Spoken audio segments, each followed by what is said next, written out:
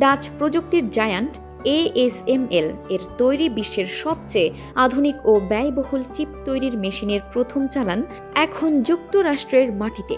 New ইয়র্কের আলমানি nanotech কমপ্লেক্সে পৌঁছায় এই যন্ত্রাংশের মূল অংশ। গভর্নর কার্যালয় জানিয়েছে, চিপ ডিজাইন এবং উৎপাদনের ভবিষ্যৎ রূপরেখা নির্ধারণে এই সরঞ্জাম ব্যবহার করে উচ্চতর গবেষণা উন্নয়ন কার্যক্রম চালানো হবে। উত্তর আমেরিকায় এই ধরনের অত্যাধুনিক গবেষণাগার এটাই প্রথম।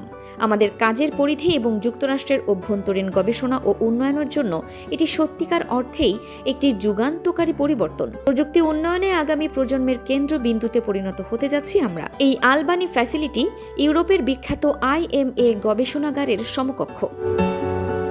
এর দেখভালের দায়িত্বে থাকা NY ক্রিয়েটস এই মেগা প্রকল্পের অংশীদার করেছে মার্কিন প্রযুক্তি জায়ান্ট IBM মেমোরি চিপ নির্মাতা মাইক্রন এবং জাপানের টোকিও ইলেকট্রনকে। $400 মিলিয়ন অর্থাৎ প্রায় 4700 কোটি টাকা মূল্যের এই হাই-এন্ড AUV মেশিনটি মূলত অতি বেগুনি রশ্মি ব্যবহার করে সিলিকন ওয়েফারের ওপর পরমাণু আকৃতির অতি ক্ষুদ্র সার্কিট প্যাটার্ন নিখুঁতভাবে প্রিন্ট করতে পারে। কৃত্রিম বুদ্ধিমত্তা বা AI এর যুগে এই চিপের আকার যত ছোট হবে, প্রসেসরের ক্ষমতা তত বাড়ছে। তাই এই আণবিক আকারের চিপ তৈরিতে এই ডাচ মেশিনটিকে ভবিষ্যতের একমাত্র চাবিকাঠি মনে করেন বিশেষজ্ঞরা। আপাতত মূল ফ্রেমের যন্ত্রাংশ এলেও আগামী কয়েক সপ্তাহের মধ্যে বাকি অংশগুলো চলে আসবে। আর চলতি বছরের শেষ নাগাদ এই $400 মিলিয়ন যন্ত্রটি পুরোপুরি সচল হবে বলে আশা করছে কর্তৃপক্ষ।